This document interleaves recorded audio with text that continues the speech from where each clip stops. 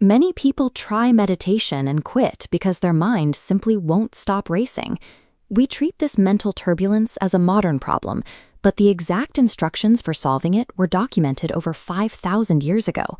This ancient manuscript page is from chapter 6 of the Bhagavad Gita. Rather than presenting abstract philosophy, this specific chapter acts as a mechanical, step-by-step operational manual for aligning the physical body and focusing the mind. By following the blueprint translated from these texts, you can properly construct your physical space, lock in your posture, and execute a focused meditation session within the next 5 minutes. The Gita explains that practicing these mechanics correctly trains your mind to resemble this video of a candle flame, burning completely steady and motionless, isolated from the chaotic drafts around it. Before you can sit down to meditate, the text requires you to audit your lifestyle off the cushion. You have to establish a physical equilibrium.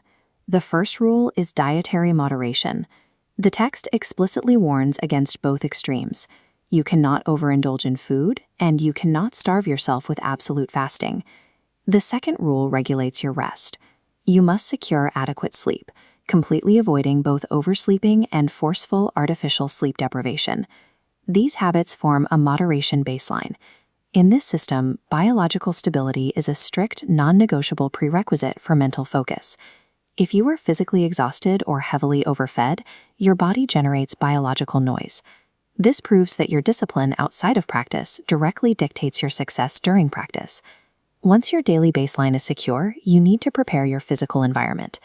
The Gita instructs practitioners to find a solitary, clean, and quiet space. This photograph illustrates the traditional construction of the meditation seat. Historically, practitioners layered kusha grass, a deerskin, and a cloth to create their base. To translate this to a modern setup, a standard yoga mat and a firm cushion work. The only strict requirement is that your seat must be neither too high nor too low. Next, you have to align your physical structure, exactly as shown in this photograph. The base of your spine, your neck, and your head must be held perfectly straight and vertical. With your spine locked in place, you set your visual focal point. The text instructs you to gently fix your gaze downward, pointing directly toward the tip of your nose. There is a highly practical logic behind this specific eye position. Closing your eyes completely invites sleep, while keeping them wide open invites distraction from the room around you. Holding this exact physical architecture creates a biomechanical anchor. You are physically bracing your body against drifting into lethargy on one end and overstimulation on the other. With your body perfectly still, the work moves inward. Your instruction is to direct your concentrated thoughts inward and actively drop your attachment to material desires. You will immediately encounter resistance. In the Gita, Arjuna complains that his own mental turbulence feels like the raging wind shown in this video, a force that seems entirely impossible to tame. The text anticipates this exact frustration. It normalizes the struggle and prescribes a mechanical, emotionless protocol for retrieving your wandering mind. As shown in this diagram, the moment your focus drifts from center, you must smoothly pull it back. When your mind wanders again, repeat the action, completely removing self-judgment. The text defines this repetition as abhyasa, constant practice, and vairagya, detachment from distracting thoughts.